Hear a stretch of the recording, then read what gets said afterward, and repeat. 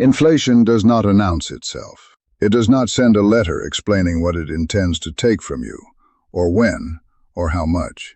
It simply operates, quietly, persistently, invisibly, eroding the purchasing power of every dollar you have saved, every dollar you are earning, and every dollar you are expecting to live on in the years ahead. And the particular cruelty of inflation, for people over 50 who are approaching or already living in retirement, is that it is patient in a way that compounds against you. A dollar that loses 3% of its purchasing power each year does not feel meaningfully diminished after 12 months. After 10 years, it has lost roughly a quarter of its value. After 20 years, it has lost nearly half. And the retirement that looked adequately funded when you calculated it against today's prices looks considerably less adequate when you calculate it against the prices of the world your 75-year-old self will actually be living in. My name is Richard Harlow. I have spent more than 4 decades working with people on the financial dimensions of retirement. And the conversation about inflation is one I have had more times than I can count. It is also, consistently, the conversation that produces the most surprise.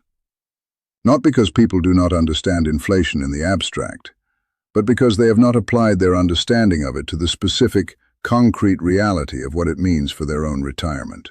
They know that prices rise. They have not calculated what that means for the purchasing power of the income they are planning to live on for the next 30 years. And that gap, between knowing something is true and understanding what it means for your specific situation, is where the financial damage happens. I want to start with a story about a man named Clifford. Clifford came to me at 62, having just retired from a government position that provided him with a pension he described as generous and more than adequate for his needs. By the calculations he had done, and by the estimates he had received from the pension administrators, his monthly income would comfortably cover his expected expenses, with a meaningful buffer remaining. He had done the right things. He had planned carefully. He had paid attention. And yet within 3 years of retirement, Clifford had the uneasy sensation that his financial comfort was shrinking, that the buffer was narrowing in ways he had not anticipated, that the same income that felt generous in year 1 felt somewhat less generous in year 3, without anything specific having changed in his lifestyle. What had changed was the world around him.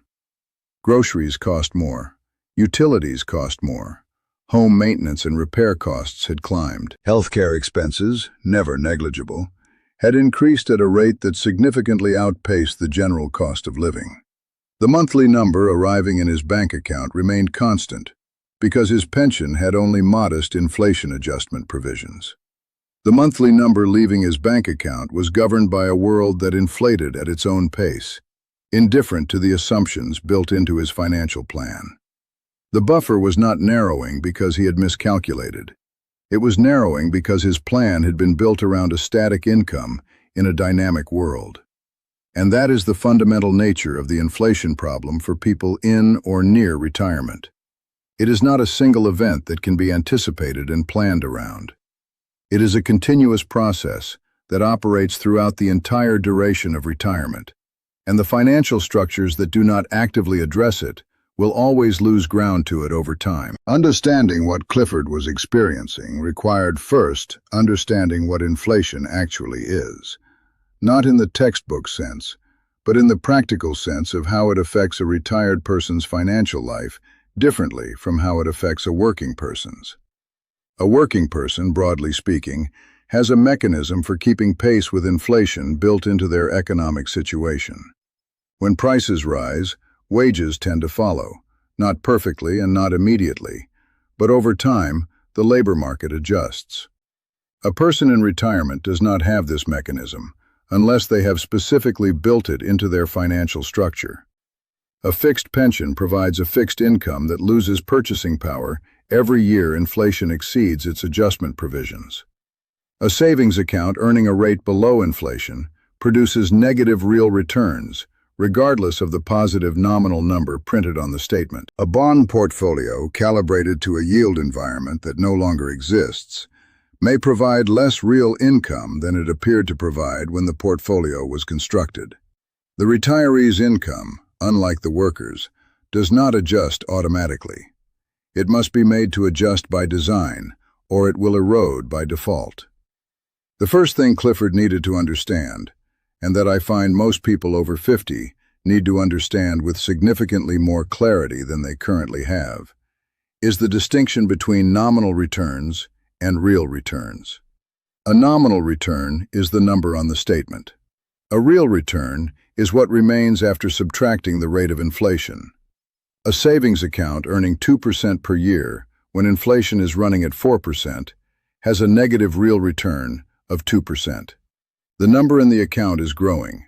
The purchasing power it represents is shrinking. These are not the same thing, and confusing them is one of the most consistent financial mistakes I see in people approaching retirement. They look at their portfolio, they see that the numbers have grown, and they feel reassured without asking whether the growth has kept pace with the rising cost of the life those numbers need to fund. What Clifford did, over the following 18 months, was restructure his approach to address inflation not as an abstract force, but as a specific threat requiring a specific response. The first element of that response was ensuring that a meaningful portion of his investment portfolio was held in assets with demonstrated capacity to maintain or grow their real value over time. Equities, not speculative positions, but broadly diversified ownership of productive businesses, have a long historical record of providing returns that exceed inflation over meaningful time horizons, precisely because the businesses underlying them can adjust their prices in response to inflation in ways that a fixed income instrument cannot. Dividend-paying equities, in particular, provide an income stream that tends to grow over time as companies raise their distributions, which directly addresses the purchasing power erosion problem in a way that a fixed income stream cannot. The second element was ensuring that the fixed income portion of his portfolio was appropriately structured to reduce inflation sensitivity. Bonds of very long duration are extremely sensitive to inflation because they lock in a payment stream at a fixed rate for a long period. Shorter duration instruments, regularly rolled over, provide more flexibility to adjust to changing interest rate environments. Inflation-protected securities, designed specifically to adjust their principal with inflation, provide a direct hedge against the purchasing power risk that conventional fixed income does not address. The third element, and this is the one that most people overlook, and yet in my experience produces some of the most meaningful protection against inflation's long-term effects, is the attention Clifford paid to the expenditure side of the equation, rather than just the income side. Inflation is not uniform. It does not raise all prices equally. Healthcare, for example, consistently inflates at a rate significantly above the general price level. Housing costs in many areas have done the same. But other categories, technology, many consumer goods, have inflated more slowly or even declined in real price over time. A retiree who understands where the high inflation pressures in their specific life are concentrated, and who makes deliberate decisions about which expenditures to protect and which to reduce or eliminate, can manage the inflation impact on their financial life far more effectively than someone who simply watches their fixed income fall further behind the rising cost of everything. Clifford came back to see me 5 years after we first started working together. He was 67. His financial situation was meaningfully different from what it would have been had he not made the changes we discussed. Not because anything dramatic had happened, not because he had made a single brilliant investment decision, but because the cumulative effect of a financial structure that addressed inflation rather than ignoring it had produced 5 years of outcomes meaningfully better than the alternative. His real purchasing power had been largely preserved. His buffer had not continued to narrow as it had in the 3 years before we met. And what he said at the end of that conversation has stayed with me. He said that what he had learned was not that inflation could be defeated. It cannot be defeated. It is a permanent feature of the economic environment. What he had learned was that inflation is not a force you simply absorb. It is a force you engage with deliberately, with specific structures and specific decisions. And the outcome of that engagement, over years and decades, is what determines whether your retirement ends where it began or somewhere considerably diminished. What I want you to do with that insight is not to feel alarmed, but to feel motivated. Motivated to ask specifically whether your current financial structure is actively engaging with inflation or simply absorbing it. Whether your income streams have mechanisms that allow them to grow over time, or whether they are fixed while the world around them rises. Whether your portfolio is structured to provide real returns or only nominal ones. These are not complicated questions to ask.